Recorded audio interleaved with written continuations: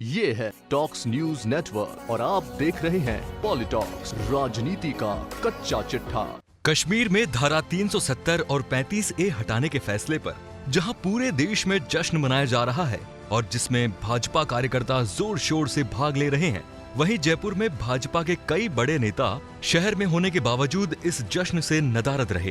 गौरतलब है कि कई दशकों से कश्मीर से धारा 370 हटाना भाजपा का मुख्य एजेंडा रहा है।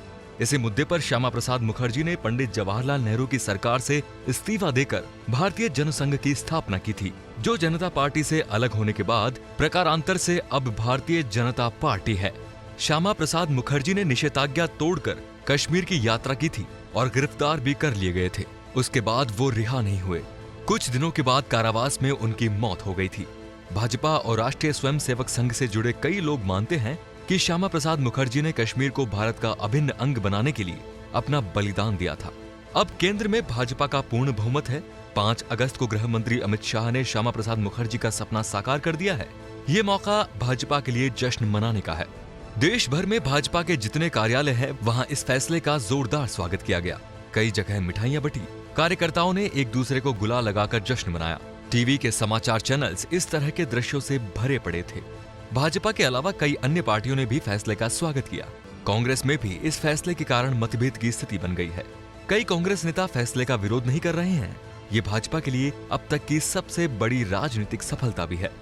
जयपुर स्थित भाजपा का मुख्यालय भी इससे अछूता नहीं रहा।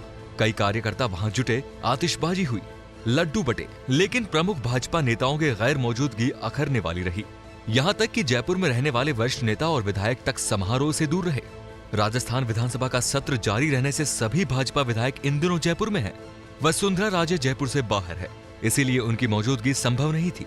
लेकिन गुलाब चंद कटारिया, राजेंद्र राठौड़, अशोक लाहौटी सहित तमाम प्रमुख नेता जयपुर में ही थे।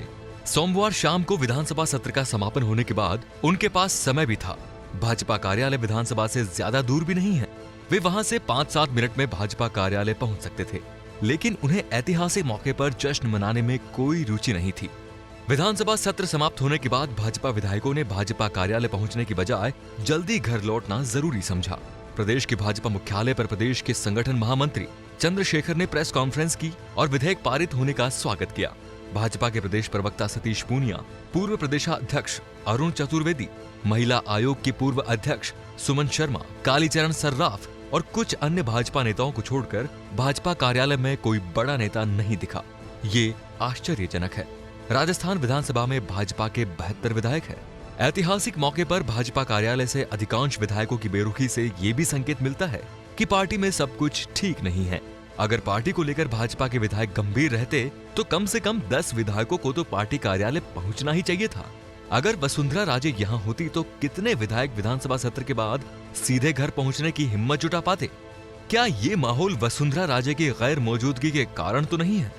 बहरहाल, बड़े भाजपा नेताओं के पार्टी कार्यालय नहीं पहुंच पाने के कई कारण हो सकते हैं, लेकिन एक प्रमुख कारण ये भी स्पष्ट होता है कि वे पार्टी को लेकर ज्यादा गंभीर नहीं है। शायद वो ये मानते हैं कि ये अमित शाह का फैसला है, इससे अपना क्या लेना देना। भाजपा की बहुत पुरानी लंबित मांग पूरी हो जाने पर राजस्थान के भाजपा विधायकों की इस कदर मायूसी समझ से परे है।